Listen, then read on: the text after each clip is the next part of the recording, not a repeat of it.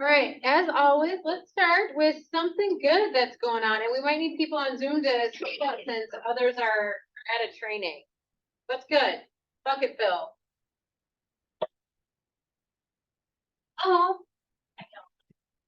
This is so cute. I think that's adorable. There's nothing good going on?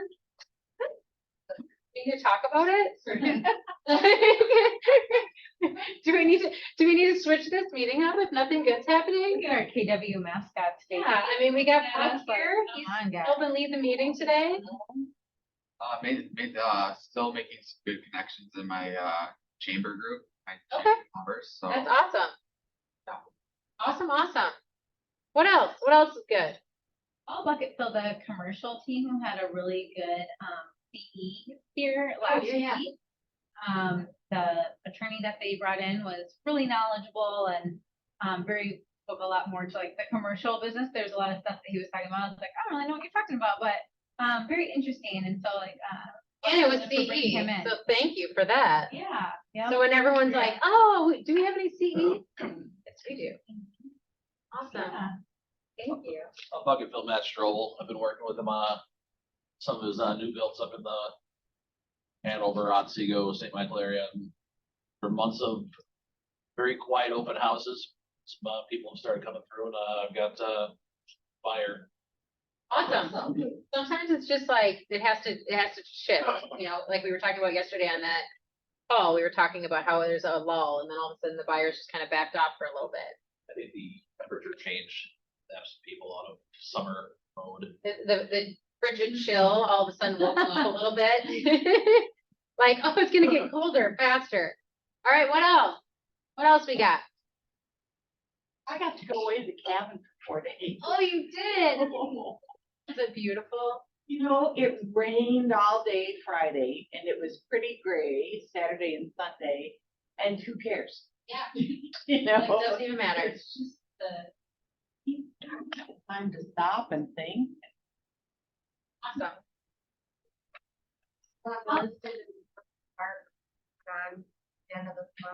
Look at you go. Just crushing it. You're in Brooklyn Park. Applicable. Okay. Price point. Great. Awesome.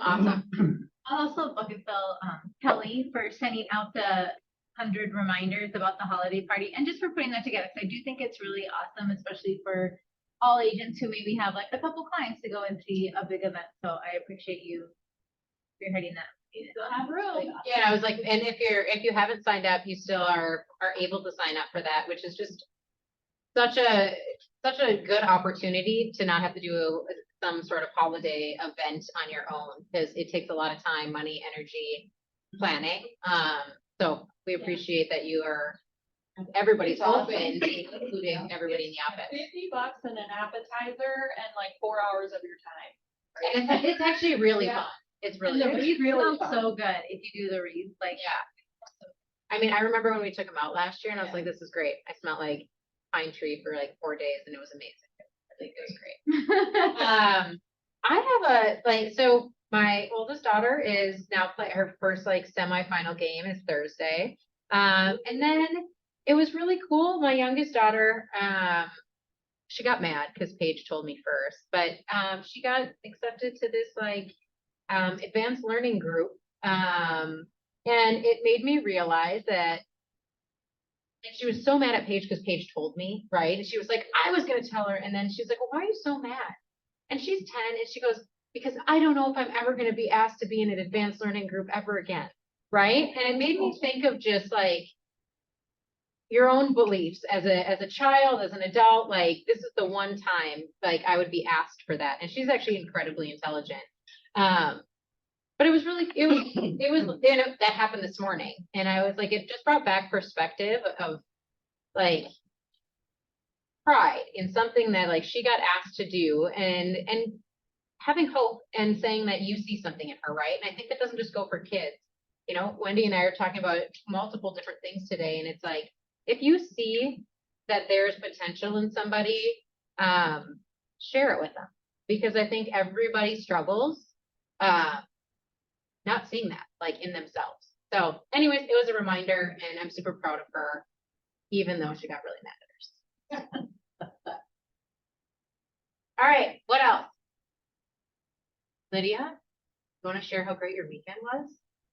Oh, yeah. Lydia's like, no. I was at my cousin's wedding in Nebraska, and that's where my dad's side of the family is. So it was nice to see everyone. We don't get to see them a lot, so it was super fun. And my Uncle Bob, who I say is just my dad in a different body, he multiple times was voted the best DJ in Nebraska. So, and he was recently retired, and he actually like took over a little bit, and it was super fun to see. So it was so fun. Oh, that's awesome. All right, what's up next? Training calendar. So October training calendar, we have some really fun things that are happening. Creative financing tomorrow, I think, is that in Minneapolis or is that, I think that's in Minneapolis.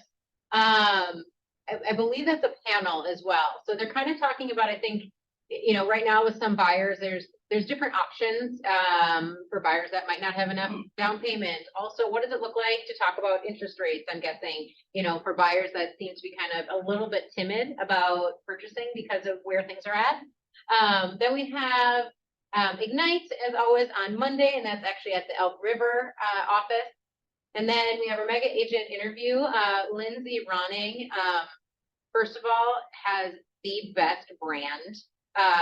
Like if you, I don't know if they'll show it during her interview, but she's really kind of branded herself in a unique way. And she's newer to KW. She was from Edina, but her story is really cool. Then we have R&R on the 18th, passive income, active life, and then the DEI community and happy hour is the 24th, and then collective team meeting the 25th year and Jake's Leadership Academy the 26th. Oh, and Objection, Jeopardy, and Costume Party is at Edina, but I think we should all go dressed in a costume because it'll just be fun and it's great energy. Plus, they've got some great panelists to shoot some objections at. I think it's always fun to watch people, can't say script, conversation themselves out of objections. Any questions about these? All right. Oh, so this year our holiday party is going to be the collective holiday party. So it's going to be all 5 market centers. It's going to be right up the street at the Metropolitan. So go here, RSVP. It's cocktail attire and whatever that means to you. So It's fancy. I went last year. It's fancy. There's people who show up in ball gowns. are you talking about at Metropolitan? Yeah. Oh, okay. Yeah. I did not show up in that. But yes, so cocktail attire is whatever you see fit. I would not wear jeans. No, jeans would probably not be an option. You would don't. Yeah. Unless you like that kind of. This is true. Yeah. This is very What about true. This is true. I with a jeans and sport jacket or? And, relevant? Is Okay. it your spouses too, or plus Yep, one? plus or one. just- Yep, plus one. They did tell me you can't bring dogs. So Aw. it's not, you make that very clear. All right, moving on.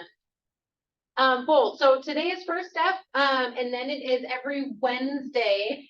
So even if you didn't make it and you want to go through Bold, I know the people that are there right now said that it's really great information, and they do like the instructor.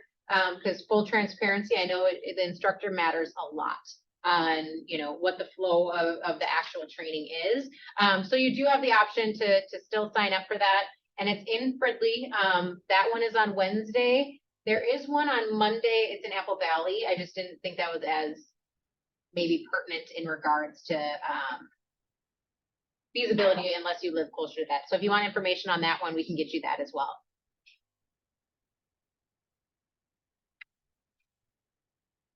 Oh, this is the Marcus Green. Okay, so this is actually someone that's coming into town. So it will be here from 9 a.m. to 12 p.m. And passive income, active life. He just kind of really goes into funding your life in a life by design. So it would be well worth just kind of showing up and getting a different perspective because we've never had him as a trainer for anything. So that one's a good one.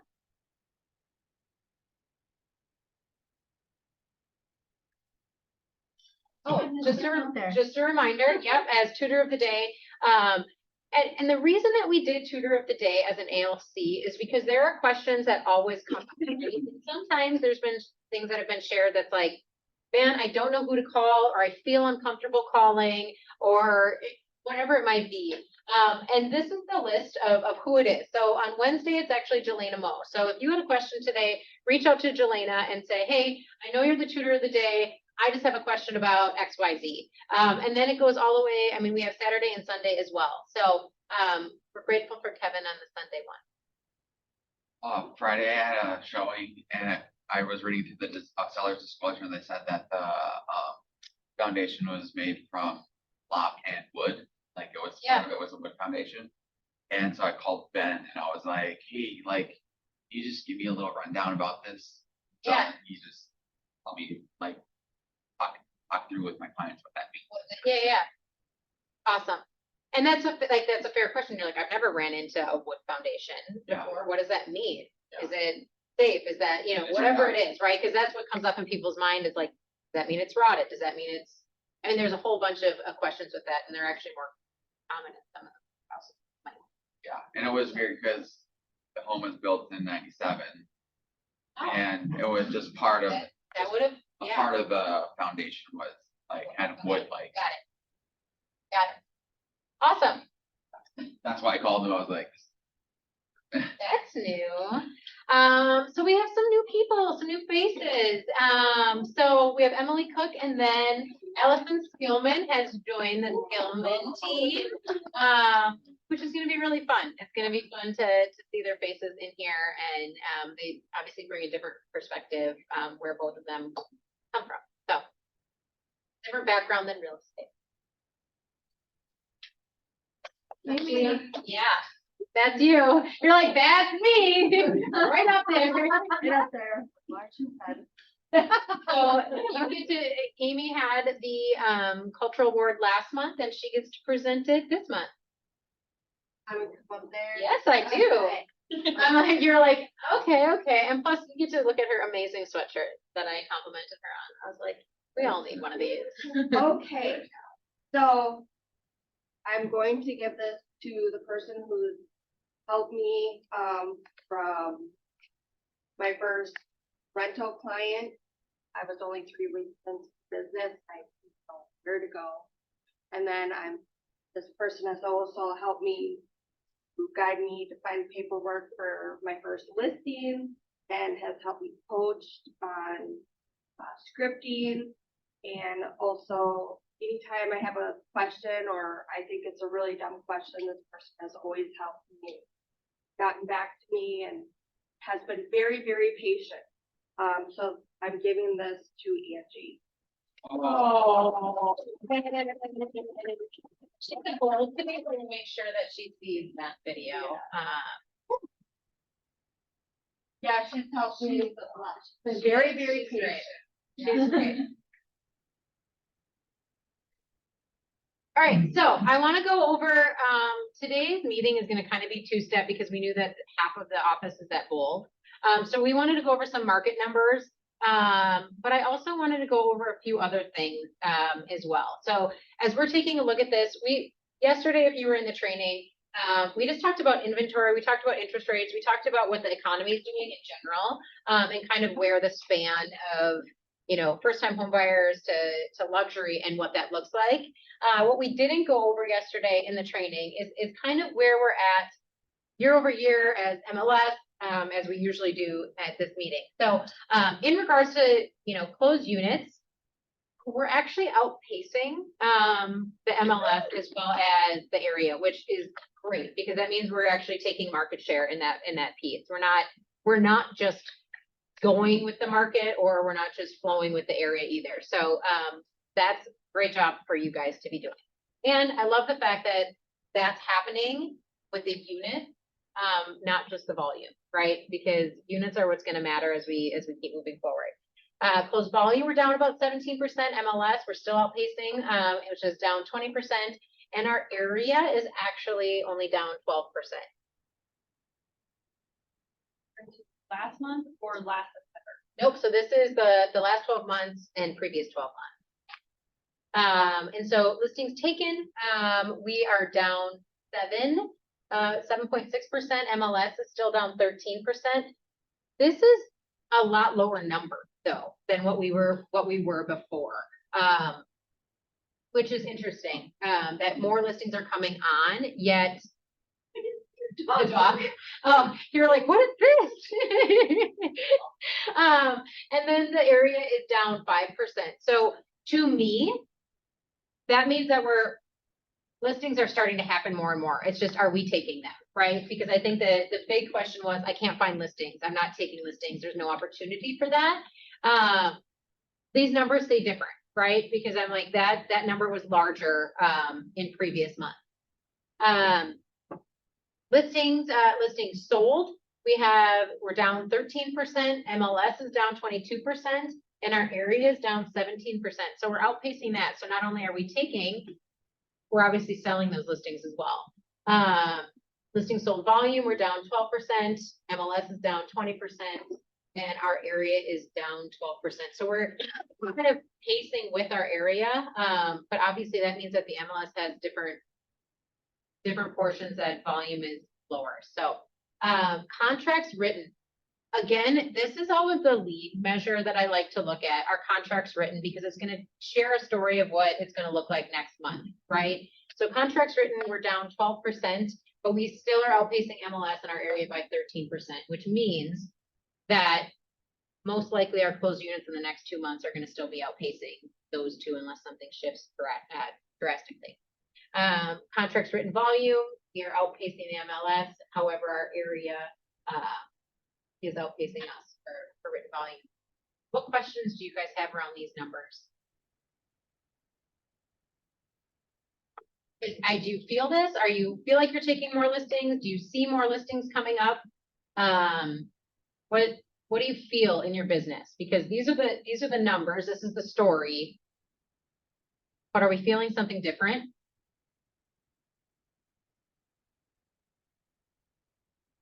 I think compared to like last month, like the gap between our market center and then the MLS area is closed, and it continued to do that over the last couple of months. But this is the taste. Yeah, I We're agree. taking market share. And that's the biggest thing is like when you think about success of a market center and our agents, it's closing that gap and then outpacing the MLS in the area.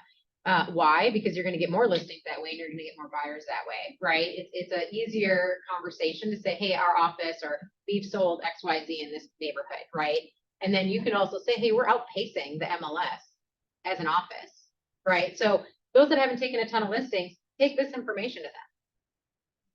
We're outpacing. Yes, these are negative numbers, but it's negative across the board, right? So that's not new news. However, we're outpacing everybody else. Any other comments on it? I track, the numbers every day of what's coming soon, what's active, what's pending, what's closed, price decreases, price increases, and how many active with no contingents are in the 7-county metro area. Every day I track them. And I'd be interested if you're on your computer, can you pull up how many price reductions there were today?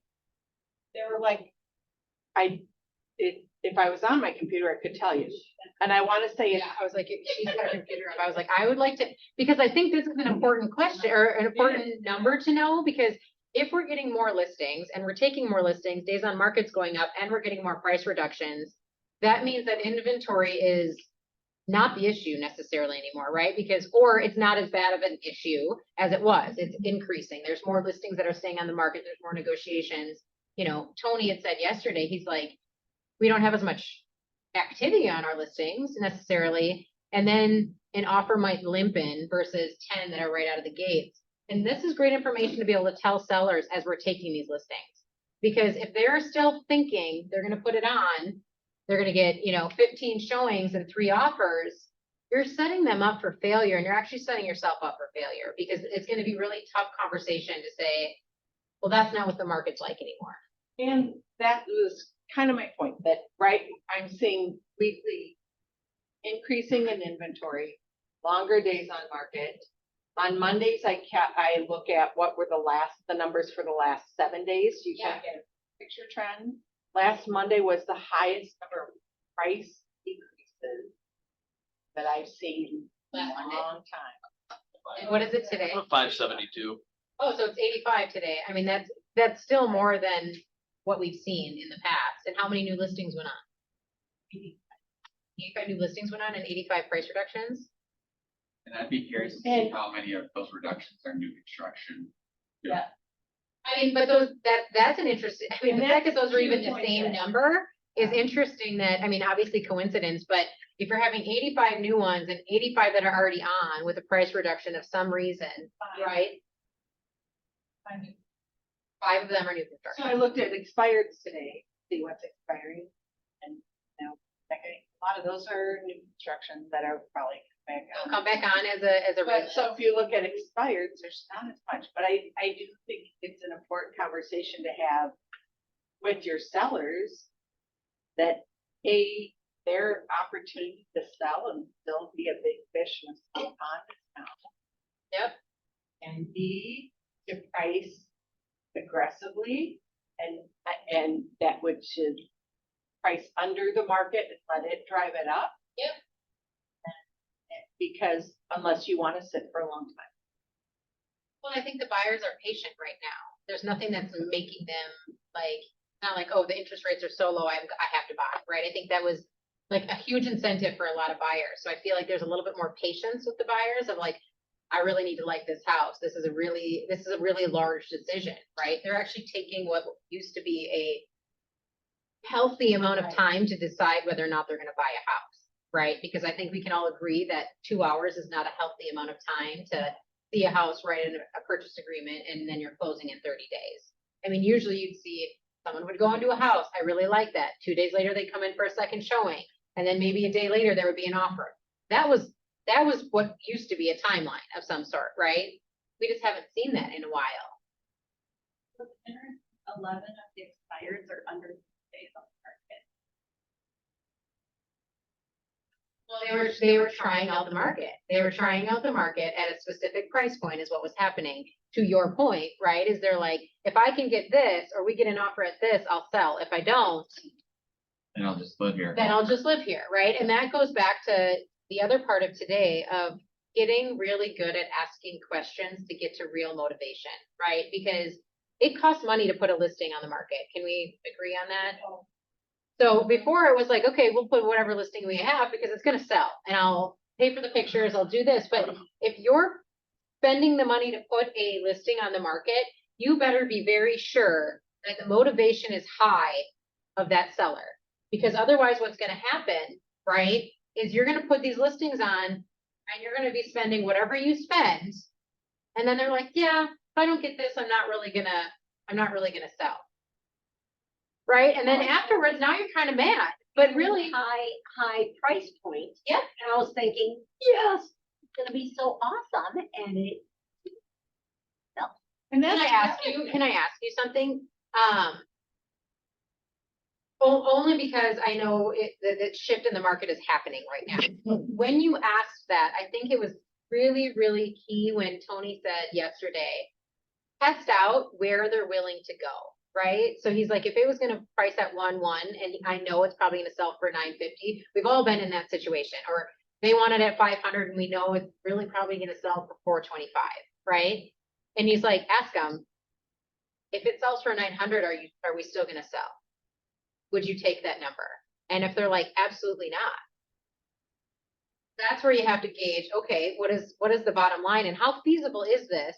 Because if it's really 950 and they're not willing to take that, is it worth rolling the dice and spending the money as a listing or having just a really tough conversation to say, I see it selling more at this price point. Is this something that you still want to do? I learned a lot and very. those are always the largest lessons too. And you're like, not doing that again. Yep. And a great follow-up. That didn't just stop with, okay, well then that's where we are. Yep. He said, well, what would it look like? if this was happening?" Yep. So he like made him sit in it. Yep. Like, would it really be that bad? Yep. Well, because what we were talking about yesterday is when he first got into the business and when I first got into the business, people were bringing money to the table. Like they weren't even getting a $10,000 check, not a $5,000 check. You were bringing 20 grand, 30 grand to sell a house, but people were still selling, right? Because there's motivation why they needed to do that. Right now, we're not seeing a lot of that. So the conversation again is, what would that look like? Well, that would just mean I don't have another 50,000, but I still have this. Okay, can we still reach whatever goal you were trying to reach in buying with that? Probably. Okay. Is that worth it? Right? I mean, then you help get to the root of why are we selling? What do we need? What do we need for that to happen? And you know, I've been hearing a lot of the conversation around the price point you were at, Terry. And,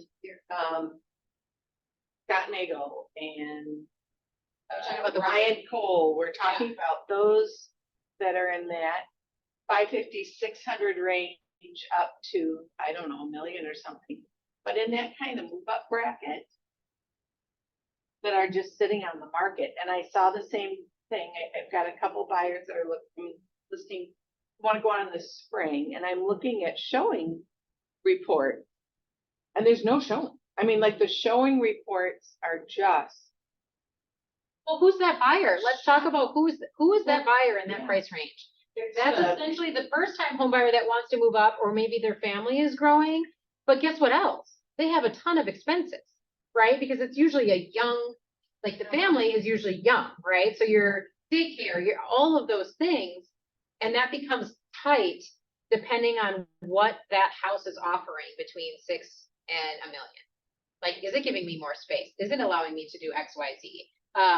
Again, that's getting into who's that buyer and what do they really need, and why is it closed off right now? Well, and to that point, that, you know, $400,000 home, that if it's first time home buyer that have had maybe their first or second kid, they're at a 3% mortgage, their monthly payment is really low. Yep. And even with the equity they have in their house at 7.5, approaching 8%, that monthly payment is just strangling them. They can't, or they aren't willing to, in addition to everything else that's gone on. Well, and think about the move down buyer, right? So the downsizing buyer who might be in that same bracket, it seems like it's always the same. It's either move up or downsizing. Well, downsizing probably has a ton of equity in their house. Do they want to get back into a large, number for an interest rate? Maybe not. Or is most of their cash going to go into that house? Like those are conversations we have to be having with buyers and with sellers right now, because otherwise that's always the crazy, that middle is always the weird spot no matter what market we're in. It's always that everybody says, oh, I wish there were more at 550. And then there were like 5 at 550 and everyone's like, oh yeah, but it doesn't have this. And then it seems too expensive for this. Like that's a weird space. I did some polling on social media, just kind of gauge the temperature of potential buyers, and Yeah. everybody is extremely rate sensitive. It's not a matter of, But what does that mean? well, I think they're blinded by a lot of what they see in the media, but obviously rate and payment are very, directly correlated, but people aren't concerned about what their principal balance is. It's about rate and therefore payment. So I know conversations I've been having with my clients, been a lot of rate buy down and permanent rate buy downs because people are so terrified of being locked in at a 7.5% mortgage rate. That And just shocks me. And like, I think I bought my first house at like a lot higher than that, literally. So I've been at 14. yeah, and it's like, but I think it's just not normalized yet that like, this is not something that you just don't buy. The issue, what else are you spending your money on, right? Because like when we look at inflation of other things, health insurance is going up. Most people have pets, that's going up. Daycare is going up. Yeah, it's interesting. It's food. I shared that yesterday. I think chicken is just too expensive, yet I love buying chicken. Whenever, and Tony's like this, really, you're sharing this right now? Like, yeah, and I'm gonna do it again today.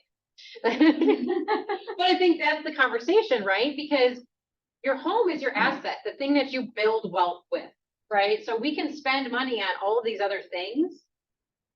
But this isn't going, it's your home. So you can either do, buy it, or some people are renting. You are at 100% interest rate if you are renting. So I don't care if that interest rate was 50%. You are still paying less on whatever you'd be paying than what you're paying as a renter right now. Like if you actually qualify. And that part, I'm like, that's where I think the conversations need to be had on what does the rate really mean to you? Well, I think a big part of the conversations I've been having, especially with move-up buyers, is that because a lot of those properties are sitting on the market longer, negotiating those seller concessions to buy down the Yeah. rate. I mean, if you're able to get the 6% seller concession, and then buyer brings another 2% to the table, it's 2 points off your mortgage. That goes to 5. Now you're at 5.5, 6%. I saw that one of my first listings through my feed yesterday that said $15,000 towards seller closing costs for buy down rate. And I was like, that was the first one I've seen offering that already, right? So this was normal. Like that was very normal to have seller concessions as like a, hey, we're gonna do this. But that was the first one in this market that I saw actually advertise seller will pay $15,000 to seller paid or, session. Which I'm like, that's a different marketing strategy now. I was talking to some lenders that I work with and just asking them how appraisals have been coming in, if things are getting dicey at all, and they said that everything is pricing out at what it's listed at. I mean, the price points have been staying pretty even. Again, when you look at that, when you look at like InfoSparks, it's not that anything's dropping. It's just that I don't necessarily see it just going up like it was going up on the like upward climb. It's just kind of evening out. And I think it'll probably even out for quite some time, right? The slide we saw said right now we're about 7% above that 4% standard line. Yep. Which means if we flatline for a year or two, we're right back on. Right. Yeah. I mean, it's just stuff I think that they aren't Flatlining gonna on price go point backwards. isn't necessarily horrible, like in regards to like not this, we just start climbing 10 flights of stairs each month. That's not horrible. If it's more of an even climb, seems a little bit healthier for the economy. Brian, I was telling on you that I heard you and Scott talking at the copier the other day about your listings that are in that kind of upper price bracket and the apps showings in the context of this market conversation. Yeah. It has been really like, I'm in this one neighborhood where I've sold a few houses this summer in that 6-ish. And I mean, I know the numbers, I know the price points. And, a couple months ago, we had 35 showings, 3 days, and I've had 2 showings in 2 weeks at a thing that's just right where it should be. Is this the same neighborhood where you called the other agent and he had no showings as well? Like maybe? Down in Egan with Spring Trail. Maybe. Woods. Yeah. But it's just an area I know where, well, Yeah. I guess my number might not be right anymore, but like, it's, So this is a really great point though. So you know your numbers, you've sold multiple properties in there, and this is where as an agent, you start doubting yourself, right? Cause you're like, and Look at the MLS then and they're it's doubting you as a posted. client, right? And the real thing is that if the buyers aren't there, and they don't want to buy the property, right, at that price point for whatever reason, these are the numbers of what is shown. However, bottom line is a house is worth what a buyer is willing to pay. Right? I mean, that's bottom line all the time. And we have to remember that. And maybe it's just going to take longer for that buyer to show up. I have to meet with them today to discuss my marketing strategy, which is like everything I already did. Like the marketing strategy already happened. Yeah. So, yeah. But these are conversations, right? You weren't here when we said like, these are the conversations sellers are going to start having is how are you marketing it then? Nobody cared how you marketed it before because we didn't really market anything. You went on the MLS and you wanted to market because that's actually how you got more business too, right? But it was like, it's gone. So if you don't have a marketing plan, we should probably chat about that and what the strategy looks like as sellers will call you and say, why isn't it selling, right? Because those are real honest conversations they're gonna wanna know. And like, I mean, Ryan's been in this for a while and he's like, great, I have this meeting, cause you haven't had to have those in a long time. Yeah, The good thing is Fair. I've sold a lot of stuff in the neighborhoods. yeah, I've had, to your point, I've had lenders reach out to me and basically say, all right, if you can get a $20,000 seller concession, this is what it looks like on the buy down. Like you could, yeah. any lender will give you those numbers if you want to like put that in the agent remarks. I've seen it, sell. Well, and maybe that's your strategy is like, hey, this is what it would look like for a buyer because this might be why they're staying away. Right? And would you be willing to do this? Like as an option? Nice part about that buy down too is typically it's tax deductible for the For seller. the seller. Yep. Because all of a Yeah. sudden now you're not coming with nothing but bad news. Yeah. Yep. Hey, you can, What do you mean by that? seller concessions are, a write-off. If they're over their 500, if they're single person 250 or Yeah. married person 500, maybe an investor would really appreciate that or something that the owner occupant might So on not. the lower end, that's not gonna. Not gonna, well, yeah, and even on the higher end, people are, depends, those gains, you get some huge gains and then it would help, but. That would be one of those options where you would say you can contact your tax advisor and they can talk about that because it might, you never know. All right.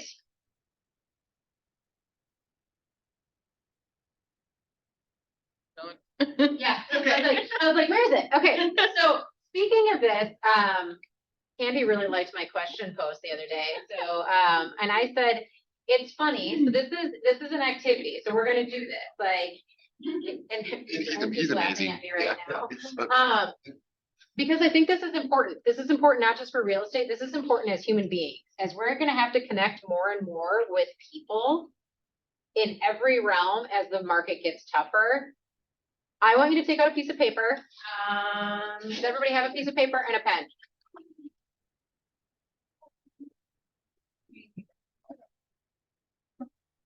As just like normal human, not a real estate agent. I want you to write down. Yeah, that's really hard to do. Like, as a person, right? Not in a sales mindset or anything else. Write down your top, as many as you can think of, which I think is probably gonna be around 5, quite honestly, questions that you ask in a day. For example, if I was just normal human, it's, hi, how are you? What are the top 5 questions that you have in your toolbox each day that you ask anyone that you know? Again, not for work, not sales oriented. That's the exact look that I'm thinking about right there. What questions do you ask? Right?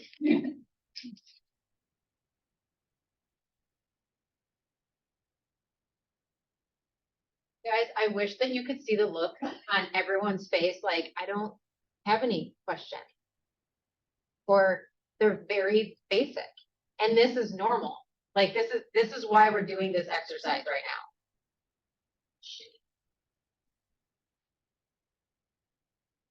And if you're on Zoom, I would love for you guys to partake on any questions that you come up with, because we're gonna write a list on the board, which may be long, it might not be long, I don't know.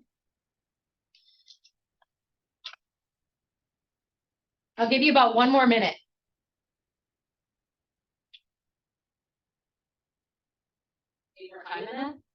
Okay. I'll give you 2 minutes. That's my question. What? That's writing that down.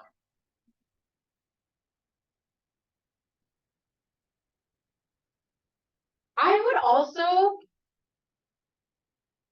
like ask of you to do this with your family, a partner, a friend, because I think this is a great exercise, just to, like, how to connect with people, right? On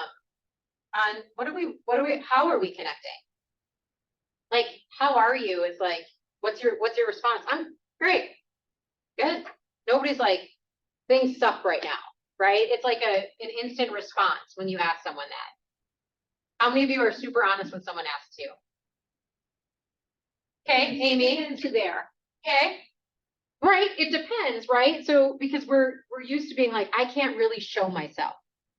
So I'm gonna give you what. Tell the checkout lady that I'm having a shitty day. Right. Sometimes I'd rather tell the checkout lady I'm having a shitty day, and I'm like, you know what, it's crappy. And she's like, I shouldn't ask this question, because then you feel awkward and you're like, well, I actually really don't care, so why did I ask the question? Right, like, this is the whole purpose of this activity. I used to have to make 100 cold calls a week for a job, and that was the one thing you weren't allowed to ask how the prospect was doing. Right. Because it's just a bad question. But no, like, there's no bad question, there's actually a bad question. I broke that rule a couple times. I had one guy say to me, I'm fine, but if I wasn't, what the hell are you gonna do about it? Like, you don't even know. me. Great, great answer. I'm not really sure what I'm gonna do about it, but I thought I'd just show a little bit of care. Yeah, right, yeah. All right, are we ready? What's happened? Okay, 7. How many questions did everybody write? I'd like to know. 4, 5, 9, I don't know, I think number. 4, 7. Online, how many questions did you guys write?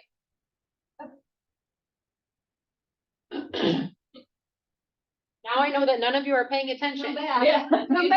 You just have it on, so. Really? As I'm like staring at the screen. Right, so average, if we were to average it out just by non-natural calculation, it was like 5, 4 or 5 questions. Okay, I wrote 10, so there's no way we have that. All right, so what All of us, we might. are the questions? And How mark them off. If that's one you have on yours, mark it off. How was your weekend? I didn't write that one down. I had, what did you do last weekend? Variation on that one. I have what do you have planned for the day, week? Totally. That was a 7th one. I don't, wow, what are you doing this week? You know? Do with the family. I was thinking who I talked with in a day, and so other than like prospecting, I was like, I really interact with my parents a lot. Okay, And I said, do you need help with dinner? You wanna go for a walk? How was work? I would love my kid to ask, do you need help with dinner? Well, they're not. This time of year, it's a lot of like, how is Johnny doing in school? Like when you're seeing parents and families, it's like. Did you write those down? Yeah, how's Johnny doing in school? I wrote that down too. That's what I do. How's Blaine? How are the kids doing in school? Yeah. I interact with New my kids. new teacher. Yeah, what are you doing? Are you at work still? How are you liking the fall weather? I ask people what their kids are going as for Halloween.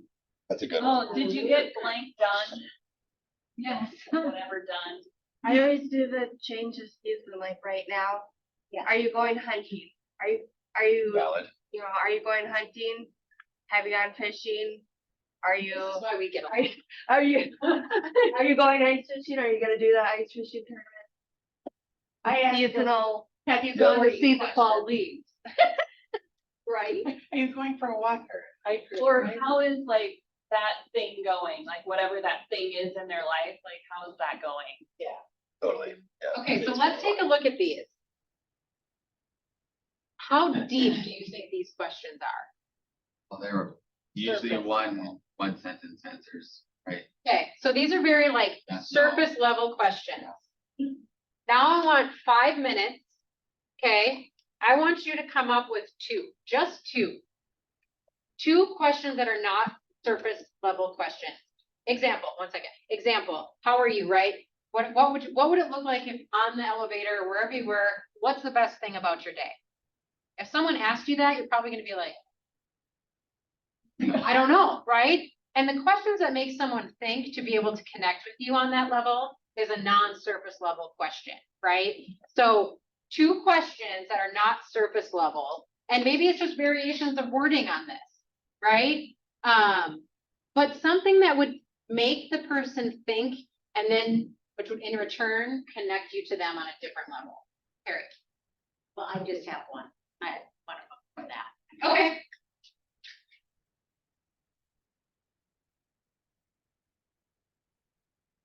And the reason for some of this is if we're connecting on this level with the people that we love and care about, what do you think our questions look like in an actual sales part of our life? Can we probably agree that they're probably surface level as well?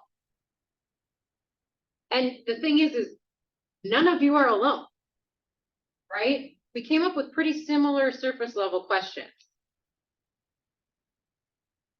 Which means when we need to get into relationship with people, you gotta go deeper. And you have to want to go deeper. You're gonna have to want to be like, I actually do wanna know how Johnny's doing in soccer. Or is it just like, I should probably ask you how Johnny's doing in soccer? Right? We've all been there. I know I've been there. It's like, okay, what am I gonna talk to this person about? They don't really care. Right or wrong. They've all been there.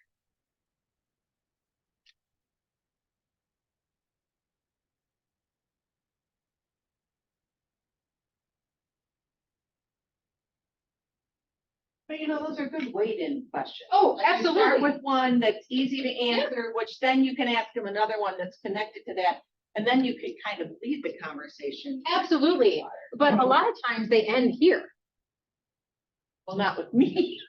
Okay, so not with you, but like, but to be fair, right? Like, but to be fair, a lot of times it does end with this. And then it might go into, oh, did you see the football game? And again, that has nothing to do with you and I's relationship, right? Like that doesn't have to do with me as a person, right? Like, oh, I know you like football, or someone's like, hey, I hear that, hockey's starting. Yes. What do you feel about that? Like, are you excited about like the season? What goes deeper into that? I shared with Chris today how upset I am. I'm not going to the game tomorrow, but Yeah, good. Which game? it's for a good cause. The opener for the Wild. Reese has a soccer game. Damn it. I know. I was like, That's tough. semifinal game. So choices. We all have choices. All right. How many erase these? The Wild are starting. All right. So do we have our questions?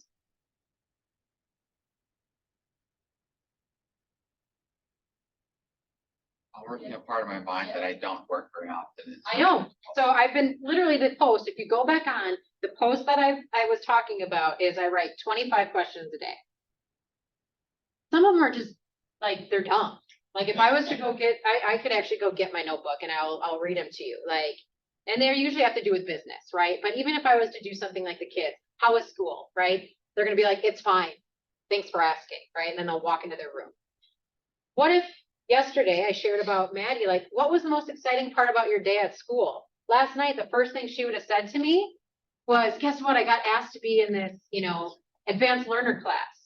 And do you think at that moment, if I would have asked that question versus how was school, that would have led into, wow, I thought we were struggling with reading. And she's like, I am. And I just have been reading more often. And now all of a sudden it's like, I learned something about Maddie, right? Because that was something she actually did struggle with for a long time. And now she got asked to be in this, they're reading The Secret Garden, which is a book like this big. And she's like, it's huge. She's never read a book that big. So how we communicate with people is important, right? Because you can shut down the conversation and not know anything. Or it's something like they get to express what they're feeling in that moment, and then you have a deeper connection. Terry, your question. This was a deeper one. It depends on who I'm talking to, but how can I pray for you? And that leads into some pretty serious stuff a lot of times. Can I be really honest on that? If someone would ask me that, I would be like, I don't know. And at the same time, it would make me think of like, nobody ever asks me that. Yeah, I've had Right? Because we all have to be like, okay, no matter if you're religious or not, right? Like that still makes you think of like, what is going on in my life right now that I might need some positive thoughts towards, right? If I don't know where they're at with that, I'll say, hey, can I ask you? Yeah. How can I pray for you? And if it's something you're not comfortable, I'm cool with that. But Yeah. if it's someone I know, Yeah. we can go to that level. Yeah. All right. What else? I have friends who are either getting married, about to have a baby, or just have a baby. So I ask like, how's wedding planning? But then I'll say, how are you feeling? What can I do to help? Do you need anything? Okay. So you kind of just keep going deep after they say, okay. And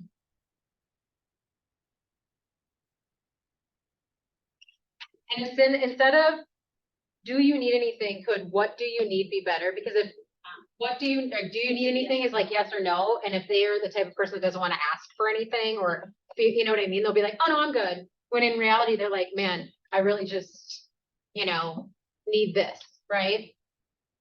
That's a good thing too, if you're ever like helping, if you go somewhere and someone in a party, instead of asking like, do you need anything? Asking, what can I do? Because usually they're like, oh yeah, can you like fill up this punch bowl, or can you? How can I help? Yeah. Okay, what else?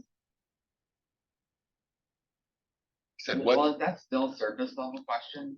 It's just like you get a response. Or is it a Maybe. little bit more, is it deeper than like, I think with anything, to me, non-surface level is to make them think about something, and it's not a yes or no. If there's an auto response to the question, it's usually pretty surface level because their subconscious is like, I'm so trained that this is the question and this is the answer, right? And it's like, it doesn't take much time for you to say, do you need anything? No, I'm good. Right? I mean, I could say that in an instant.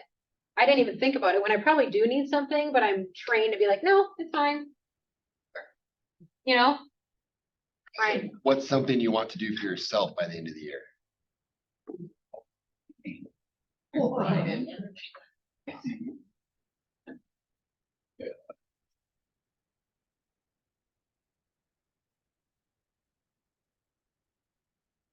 That's a good parent question because everyone's doing everything for their kids constantly.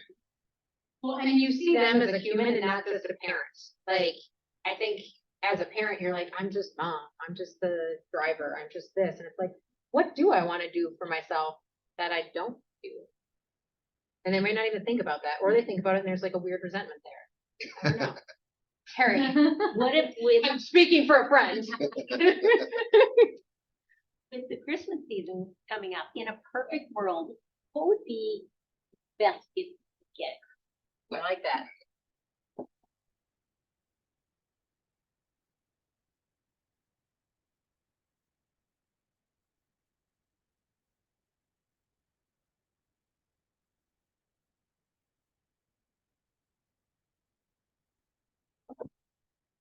And you want to know what that probably is going to open the door to?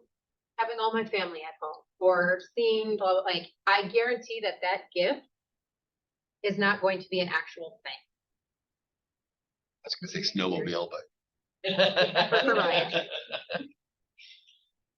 Hey, what else? That's an experience. Kinda just took the, what are you doing this weekend? There's someone in the chat that says something. Go ahead, sorry. Just change it to like, what are you looking forward to this weekend at this soccer game, this fall? Or it's like whatever. Okay, even these, what is in the chat? It's Maddie. She said, what did you learn today? How did you fail? In addition to high-low buffalo every night? That's like rosebud, and thorn. Okay, so what did? What do you fail at first?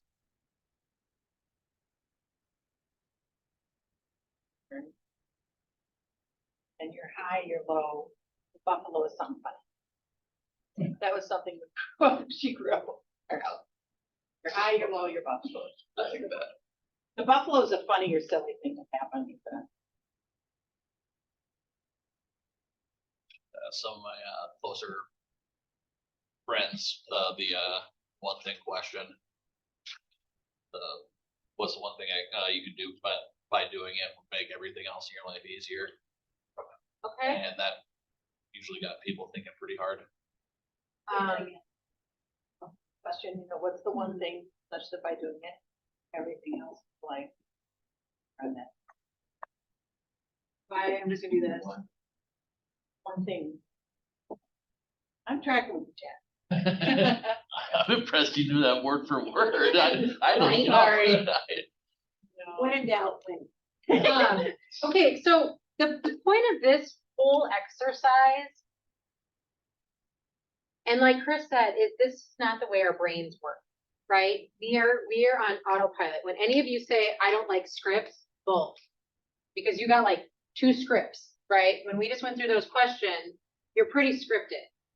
And when you're like, yeah, but I'm just, myself, I do my own thing, and da, da, da. No, you don't. You are asking the exact same question as every single one of us.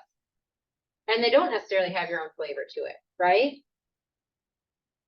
Do you think that your life could potentially change if you ask your partner, your friend, your family, your client, different questions than what you currently do? Do you think that those relationships would look different? Do you think that those connections would be tighter? Who can I challenge to do this week and next? So all the way until next week's team meeting. I do 25 questions. I'm not asking you guys to do 25 questions. What if you did 10? And they could be sales-based, they could be personal-based. And I'd love for you to just be able to share, because some of the questions you're gonna be like, this is so dumb, and just write it anyway. And then what you're gonna do is you're gonna take that question and you're gonna be like, well, what if I change this word? Maybe this sounds better, right? Like on my script to agents, right? It's ring, ring, hello, hi, it's Amy Oxy, blah, blah, blah. And then they're like, oh, hi. They don't want to hear from a recruiter. But what it switched to was, I'm just curious on how open-minded you'd be in meeting me and chatting about a different business model or strategy as market shifting. I've had one person be like, I'm not open-minded at all. Because no one wants to say that, right? And they're like, well, I'm a pretty open-minded person, right? So when you use those terms, right, or you just switch the question, and this is an actual book, by the way. Our ALC is going to be reading this book next year, and it's like, you could listen on Audible. It's Phil Jones. And it's like switching how you ask questions is incredible. And either you can go deep with a question, or you can go to someone's subconscious where they just start saying yes, right? But the better that you are at asking questions, the more likely you're going to control that conversation. That person's going to trust you, and you have a knowledge base and a relationship with them that you can help them make a sound decision, because you can get the information that they need, right? Because people will share, I don't know much about the interest rate, tell me about it, whatever it is. Now you know more, and you can help more efficiently and probably in a better way. So who's willing to do that in the next week and come next week and say, you know what, I wrote these 10 questions a day? Like, do you think it would be helpful for you as you're going into? Also, we're going into the season of a lot of parties, a lot of parties. And this is kind of a way to stand out, is presenting yourself in a different way. It truly is, right? It's one where it was funny because I wrote the same question like 6 different times with different verbs, different like introductions to it. And I'm like, well, which one would actually be best? And my challenge is, once I have this, I'm actually going to take it to the ALC and be like, what are the top 2 questions that you think would hit home to a recruit? You can do that with each other as a group. Like, man, if you were a buyer or a seller, what do you think the top 3 questions would be to getting to their motivation? That would be super helpful for everybody to talk about. Like, if we started bringing those, like, hey, these are 3 questions, or this is one question I think would be really good to ask a client, and we share those right after bucket fills, how would that not be helpful for everyone to kind of have that in their toolbox? Totally would. That I've heard from, I don't know who said it years ago, but they said you probably already know enough people, just be in better relationship with the people you know, and this kind of stuff get you there, I think. Yeah, because I mean, everybody's life is busy, right? And we will go and it's like, oh yeah, I talked to such and such. Oh, what'd you learn? Let's go back to Johnny Soccer's good. Yeah. Well, that says nothing about the rest of their life or them as a person, right? And I do that all the time. Or I just stay away from those conversations, because Lydia and I and Candy were like, you say the same conversation 8 times at the soccer game. And you're like, That's my coach, then you don't have to stand on the side. okay.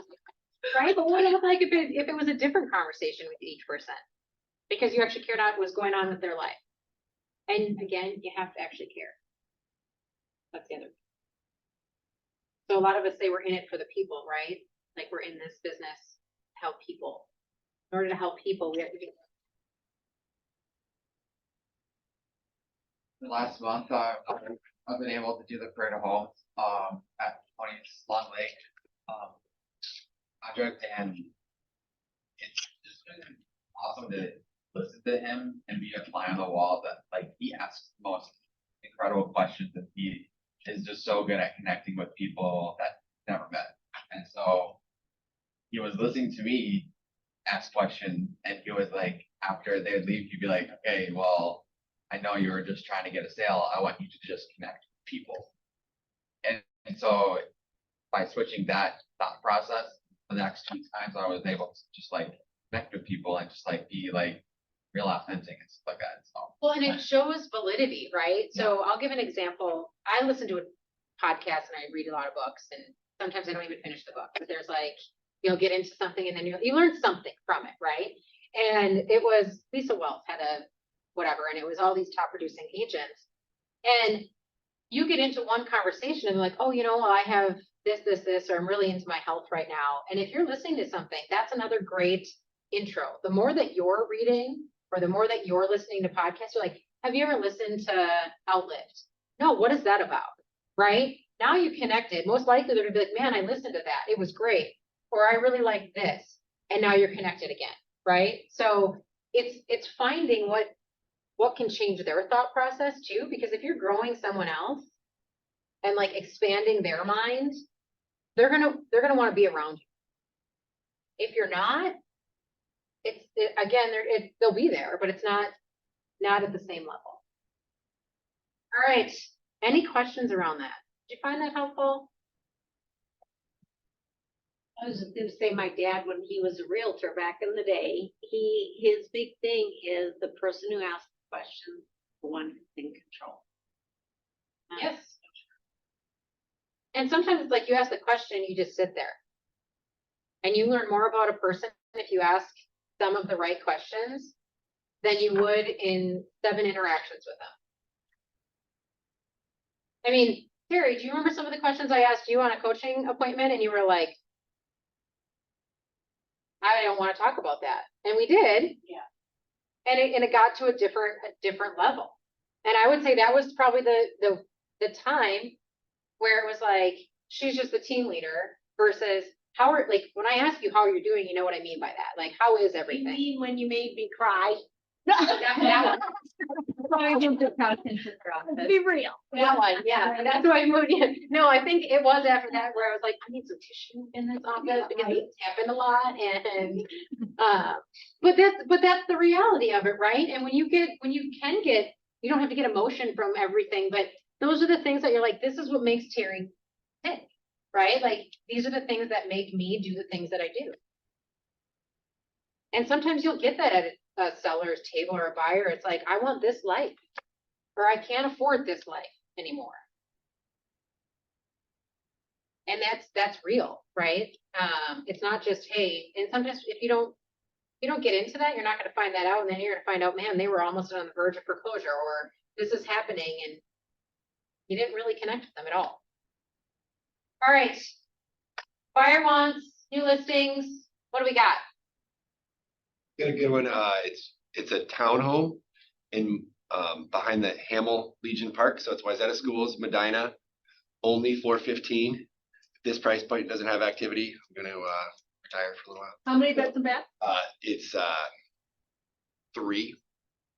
Sorry, two in a den, two in a loft. So it's 2 stories on a slab, so 2 above ground. We're gonna be at 415,000, right behind Hamel Legion Park, like little trail right into the park. Bunch of parking. It's super cute and new. It's like 2019 built. It looks great. It could be a family because of the layout. There's a little playground right next door, so it could be a family with at schools, or it could be my gal is just single person, met somebody moving out. But new, it's nice. 2 bed, 2 bath, you said? How many square feet? 2 bed, 3 bath. So there's a powder room on the main floor and then a full and a primary upstairs. Big master. Square footage is like, I'd have to look like 1,800 probably or so, somewhere there, all above ground. That enclave neighborhood, nice. What else? Nothing online.